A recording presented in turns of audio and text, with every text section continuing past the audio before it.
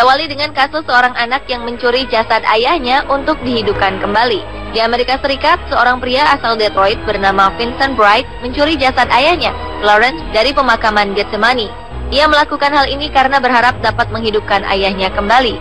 Vincent sangat menyayangi ayahnya, dan ia sangat terpukul ketika ayahnya pergi untuk selamanya. Tak kuasa menahan kesedihan, akhirnya Vincent menggali makam sang ayah dan membawa pulang jasadnya. Ia kemudian menyimpan jasad ayahnya yang berusia 93 tahun ini di dalam lemari pendingin di rumahnya.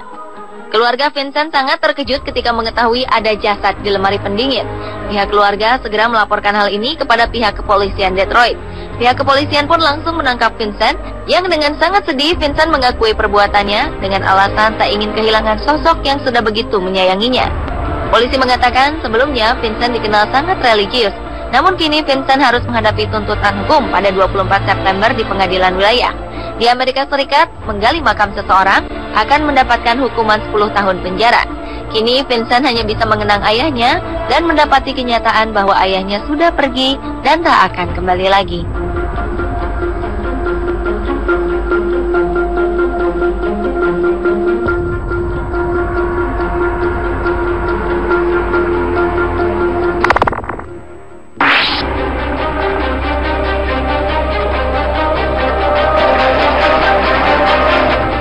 Selanjutnya adalah kasus pencurian 100 jenazah demi ritual vudu.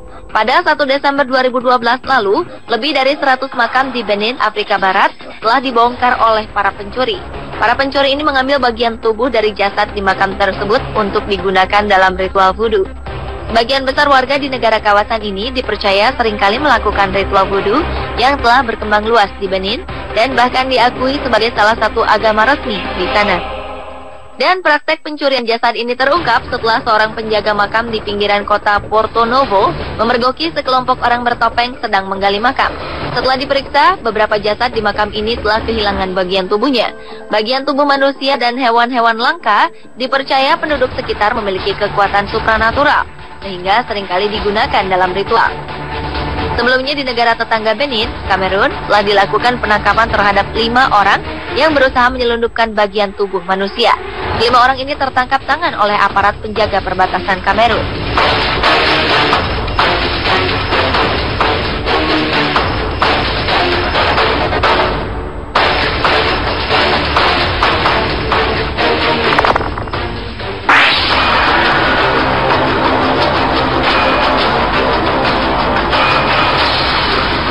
Berikutnya adalah pencurian 12 jenazah di dalam mobil van.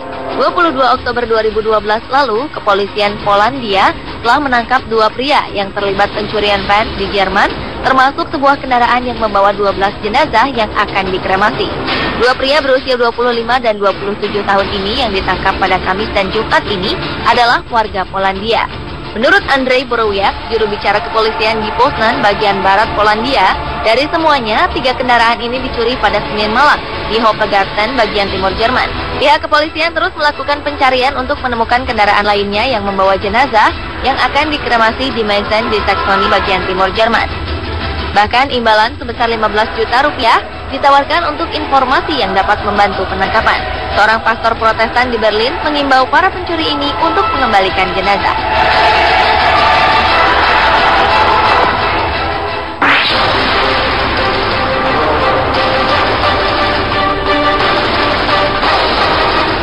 Selanjutnya adalah kasus pencurian jasad perempuan untuk dijadikan mempelai di Cina. Kepolisian setempat telah menangkap 4 orang pencuri jasad di Provinsi Shaanxi pada 4 Maret 2013. Komplotan ini mencuri jasad untuk kemudian dijual kembali kepada warga yang akan menggelar upacara pernikahan hantu. Upacara ini dilakukan saat seorang pria yang masih lajang meninggal dunia. Untuk menemani mendiang di kehidupan selanjutnya, maka ia harus dimakamkan dengan seorang perempuan. Untuk sebagian besar masyarakat Cina, pernikahan adalah fase penting dalam kehidupan seseorang. Maka meski sudah jarang dilakukan, beberapa keluarga masih melakukan upacara pernikahan hantu, terutama bagi laki-laki yang meninggal dalam keadaan belum menikah. Komplotan pencuri jasad ini biasanya akan membersihkan tubuh sang perempuan. Setelah memalsukan dokumen kematiannya, maka jenazah perempuan ini akan dijual dengan harga tinggi. Pengadilan Provinsi Shaanxi menjatuhkan hukuman penjara antara 28 hingga 32 bulan untuk keempat pencuri jasad ini. Berdasarkan pernyataan di dalam sidang, para pencuri jasad ini sudah berhasil mengumpulkan hampir 400 juta rupiah dari 10 jasad yang sudah mereka curi.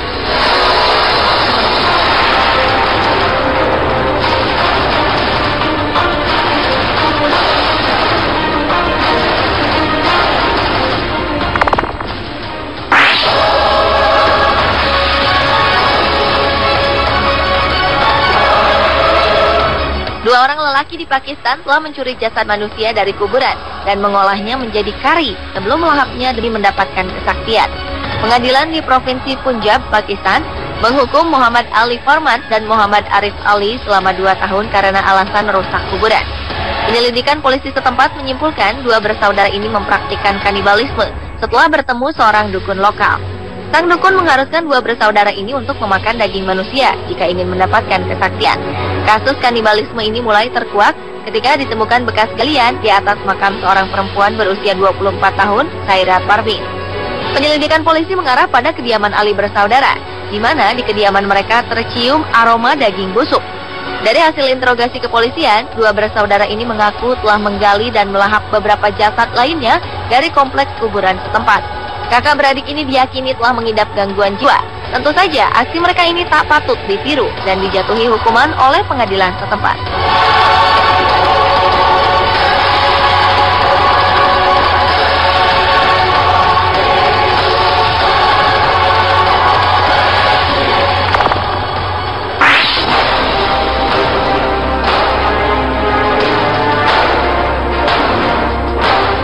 Berikutnya adalah kasus pencurian 3 jenazah saudara kandung. Pada 2 Juli 2013 lalu, Kepolisian Afrika Selatan membuka kembali penyelidikan kasus pidana yang melibatkan cucu Nelson Mandela, Mandla Mandela.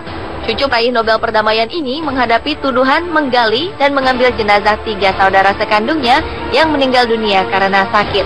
Sebelumnya, 16 anggota keluarga Mandela telah menang dalam pengadilan yang mengharuskan Mandla untuk mengembalikan 3 jenazah saudara kandungnya ke dalam makam. Namun, Mandla tidak mengatakan alasan mengapa memindahkan sisa-sisa tubuh saudaranya ini. Jasad ketiga anak Mandela adalah Mwezo, bayi perempuan Mandela yang meninggal pada 1948, Thembi, anak laki-laki Mandela yang meninggal dalam kecelakaan mobil pada 1969, dan Mak Gato, meninggal pada 2005. Hingga kini, kasus ini masih dalam penanganan jaksa senior untuk tetap melanjutkan menuntut atau tidaknya.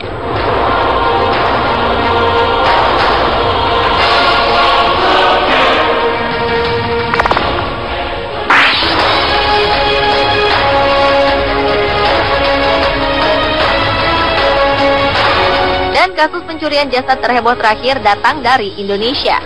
Februari 2013 lalu, warga di Kabupaten Tuban, Jawa Timur, digegerkan dengan penemuan sebuah makam yang dibongkar oleh 2 orang tak dikenal. Upaya pencurian jasad yang diduga untuk persyaratan ilmu gaib ini digagalkan oleh penjaga makam. Warga Dusun Klaseman, Desa Trutup, Kecamatan Plumpang, Tuban, geger saat mendengar kabar penggalian makam seorang perempuan bernama Suim yang baru saja meninggal beberapa hari lalu. Peristiwa ini terjadi saat juru kunci makam Kasmaji melihat 2 orang mencurigakan di areal dalam makam. Ia langsung melaporkan kejadian ini kepada warga dan ketua RT setempat. Setelah itu warga kembali ke makam dan mendapati kedua pelaku tengah menggali makam besan Wakil Bupati Tuban, Nur Nahar Hussein. Warga berusaha menangkap para pelaku, namun mereka berhasil melarikan diri. Dari lokasi makam, polisi mengamankan 1 sepeda motor, sarung, 2 pasang sendal, dupa, dan korek api milik pelaku. Diduga para pencuri hendak melakukan ritual ilmu hitam. Menurut kepercayaan masyarakat setempat, orang yang meninggal pada penanggalan Jawa Jumat Legi kerap menjadi incaran para pelaku ilmu hitam untuk ritual kesaktian atau pesugihan.